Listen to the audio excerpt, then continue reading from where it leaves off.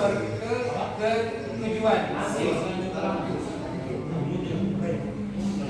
Jadi konsep dasarnya elemen penting dalam algoritma ini adalah yang pertama jaringan aliran flow network, yang kedua kapasitas dan aliran, dan yang ketiga jaluran argumentasi, dan yang keempat iterasi, dan yang terakhir itu proses berpikir.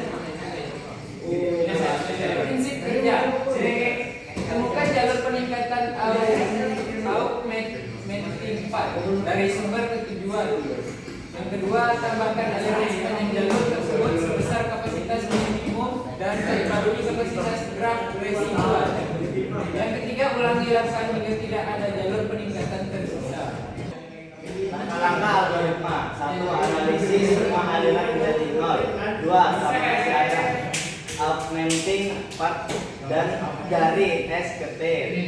Tentukan kapasitas minimum pada jalur tersebut. Tambahkan aliran sebesar kapasitas minimum. Perbarui graf residual. 3. Total aliran maksimum adalah hasil akhir. Kelebihan algoritma: 1. Mudah dipahami dan diimplementasikan. 2. Efisien untuk graf kecil hingga menengah. 1.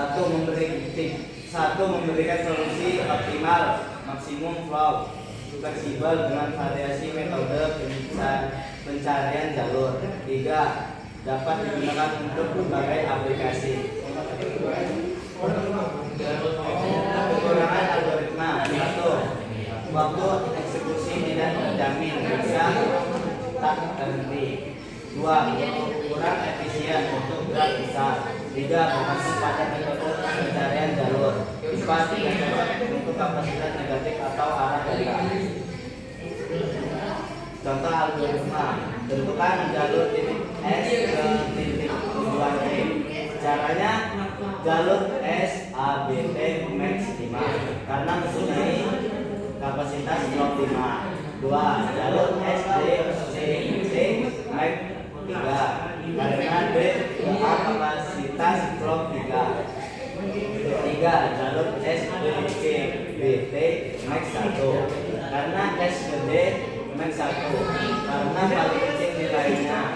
4. Jalur S A B C T max 1 karena nilai kurang kalau berlawanan arah flownya berkurang. Jadi S A B T sama dengan 5, S D A C T sama dengan 3, S D C B T sama dengan 1, S A D C T sama dengan 1. 5 tambah 3 tambah 1 tambah 1 sama dengan 10. Maka nilai maksimum titik awal S ke titik tujuan T adalah 10. Jadi kesimpulannya adalah algoritma Fourier merupakan metode dasar untuk menghitung aliran maksimum dalam graf. Prosesnya secara menggunakan augmenting path dan graf residual menjadi dasar bagi algoritma lain seperti NMOS, bermanfaat dalam berbagai aplikasi optimasi jaringan. Baik, di sini kami akan membuka sesi tanya jawab. Ada yang ingin bertanya? Izin bertanya, perkenalkan nama saya Reza Aurelia Saputri, saya dari kelompok 4, saya akan bertanya tentang mengapa algoritma Fourier selalu berhenti jika kapasitas jaringan berupa bilangan bulat. Kenalkan, nama saya Ayla Nabianti, saya dari kelompok 1 ingin bertanya, apa kegunaan dari algoritma Fourier? Memperkenalkan diri, nama saya Muhammad Rizky Pratama. Saya ingin bertanya, jika suatu graf memiliki kapasitas tidak bulat, misalnya bilangan pecahan, apakah Fulkerson tetap menjamin berhenti? Saya akan menjawab pertanyaan dari Aurel kelompok 4. Algoritma Fulkerson selalu berhenti jika kapasitas jaringan berupa bilangan bulat rectangle karena setiap kali ditemukan jalur augmentasi. 2. Nilai aliran maksimum terbatas. Dan 3.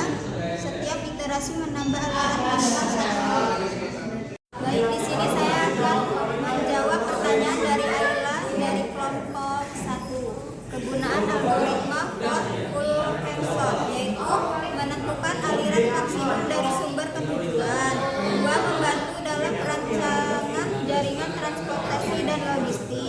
3. Optimasi jaringan komputer. 4. Pemodelan distribusi sumber daya. 5. Digunakan dalam permasalahan matching pada graf. Dan 6. Digunakan dalam perencanaan proyek dan manajemen jaringan kerja. Jawab pertanyaan dari kelompok 1.